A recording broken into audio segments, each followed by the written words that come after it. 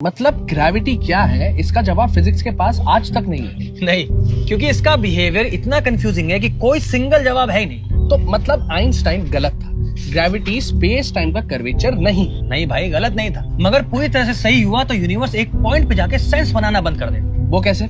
चल इसको ऐसे समझते हैं कि मान ले कि ये कोई डाइंग स्टार है जो कि कोलैप्स हो रहा है, तो एक कोलैप्स होते होते क्या बन जाएगा? ब्लैक होल, जैसा कि एक आइंस्टाइन की थ्योरी बताती है। करेक्ट, मगर इस थ्योरी के हिसाब से ये कंप्रेशन कभी रुकेगा ही नहीं और ये कंप्रेस होकर बन जाएगा एक पॉइंट, एक सिंगल इनफिनाइटली डेंस पॉइंट। एक मिनट भाई, पॉइंट का तो कोई डिमेंशन होता नहीं है, तो क्या एक 3D ऑब्जेक्ट कंप्रेस होते होते एग्जिस्टेंस ही छोड़ देगा? बिल्कुल सही, जिसको कहते हैं सिंगुलैरिटी, जहां जाके फिजिक्स के सारे लॉस ब्रेक हो जाते हैं। उससे क्या होगा? उससे ये साबित होता है कि या तो ये थ्योरी कंप्लीट नहीं है या फिर universe without any reason existence में आ गया, जैसे कि किसी ने इसको कहा कि बन और ये बन गया। मगर भाई ये सिंगुलैरिटी है क्या चीज जहां फिजिक्स के कोई भी लॉस काम ही नहीं कर रहे हैं? या फिर सिंगुलैरिटी शायद एग्जिस्ट ही नहीं करती, क्योंकि क्वांटम मैकेनिक्स कहती है कि अगर ग्रेविटी फोर्स हुई तो सिंगुलैरिटी कभी बनेगी नहीं और हर डाइंग स्टार एक हद तक कोलैप्स करेगा, उसके बाद ग्रेविटेशनल फोर्स अट्रैक्टिव ना बन के रिपल्सिव हो जाएगी। मतलब एक हद के बाद अगर ग्रेविटी रिपल्सिव फोर्स बन जाती है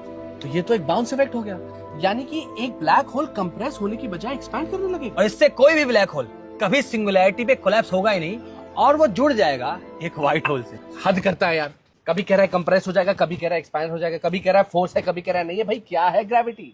फोर्स है या स्पेस टाइम का कर्वेचर? शायद दोनों, या फिर दोनों ही नहीं। ये स्ट्रिंग थ्योरी तो कहती है कि शायद ग्रेविटी एक हायर डायमेंशन की फोर्स है जो कि हमारे 3D वर्ल्ड में लीक कर रही है। ये क्या आफत है भाई? इसके लिए एक नई वीडियो बनाऊंगा।